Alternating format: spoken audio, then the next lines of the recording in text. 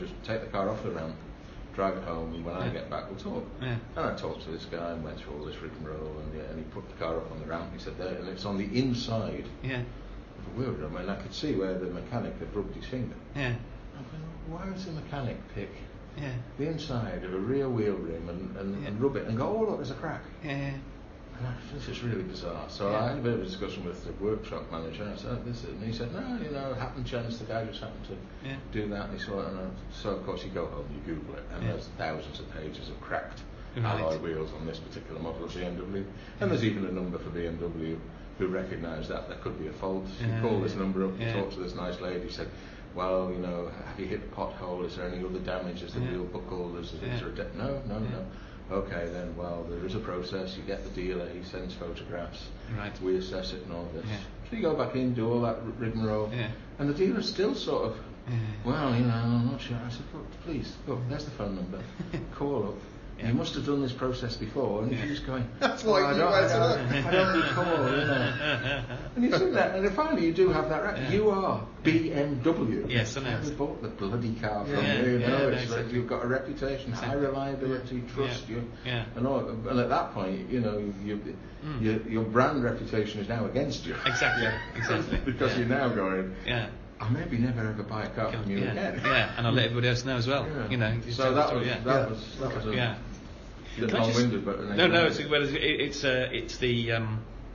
it's the age-old thing about brand, which, as you say, is there's an important role in brand in clarifying our story to people consistently out there, so that it drags more people towards us. But there's no point telling the story that we can't deliver, because it'll just push people away. And it's that as you put it, you need to be one step ahead of the curve rather than two steps behind. I think Martin would always say that if people follow through on the value set, then we will always deliver what NAC is about. So we should never get in that position. No, exactly. Reality tells you we will. Yeah. And then how much damage gets done as a result of that, because you've taken the brand level, the visibility is so high. And then the next thing, you've just got a load of people going, exactly. Well, although the interesting thing is, it's all about values again then, because something will always go wrong. Always does in any organisation. It's how you recover from it.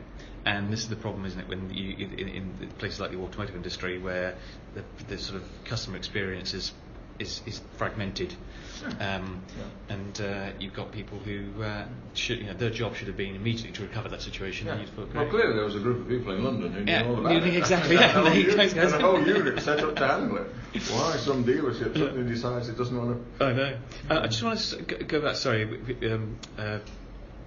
We could have a good conversation about cars. Absolutely. It would be to the point. But just want to go back to what you're saying about the line, the Nordic Aviation Capital, and you were saying earlier it's not really relevant to.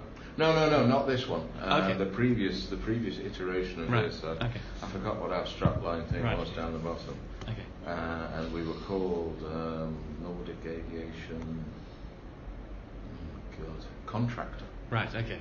So the contractor thing was where does that fit in? What we're trying to do. So changing contractor to capital and changing. There was a strap line after that. Was not easy. I mean, I think when you've got a sole owner as we had in Martin, who's built his whole company over 20 odd years, it's quite difficult to get somebody to go, well, why am I giving that up? We've done very well with that. Served us well so far. What does this new stuff give? Exactly. Is that an extra 10 sales a year? What if you had to choose 3 words that you think people would say consistently about NAC at the moment, in terms of the perception of what might they be? I think the first and foremost thing would be growing. Secondly, may even be the word dominant.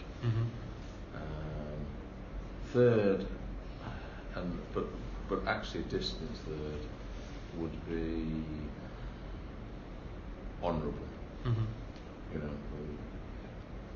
But it's not as strong as the first two. Right. And probably needs to be a lot stronger. Right. In terms of perception of the image you project to people, it's wanting to come talk to you. And what, as succinctly as you can, if you're sitting down talking to a customer and saying, "This is what we do for you," what do you say? How do you explain the NAC proposition and what benefit that brings? Well, I mean, our only product is financial solution. Mm-hmm. You want an asset. You decided that the best way of getting it for you, for your business, your balance sheet, whatever, is to lease the aeroplane. Yeah. Now we're going to produce a leasing solution that hopefully meets your requirements, and then most importantly, you can then trust we will deliver. First off, a good quality product in terms of the aeroplane itself, and then a relationship which we'll honour the contract, we'll do everything, and then thirdly, although it's never said, but it's sort of in the way that we put things across, we sort of indicate that, and if you run into difficulty, we are more inclined to help you out than maybe some of our competitors. So it's never a smooth path, and particularly with smaller operators, things go up and down. And if you suddenly find yourself just having a bad patch, if you want to check it out, reputation will show that we have been prepared to help people out. We don't necessarily just come back in and go, oh, well, you broke the contract, and let's have our aeroplane back. Let's cash out the security deposit and all of that. We have been quite flexible in all that. Now, you don't say that obviously in the no. But you leave them with a feeling of these are guys who, if it is a relationship, and it's not we're not doing this over 6 months. Quite often it's over sometimes over 12 years. So that's, I think, how we try and position it with the customer as to what we're offering, then what you get in return for, and so on and so forth. And is there one thing above all else that you think really distinguishes the value you bring to them over and above what other competitors might? Maybe it's something you believe, whether it's well, I mean, independently verifiable is another matter. Personally, I think one of our greatest strengths comes from the fact that now we have such a large portfolio. We have flexibility, like any good big car dealer.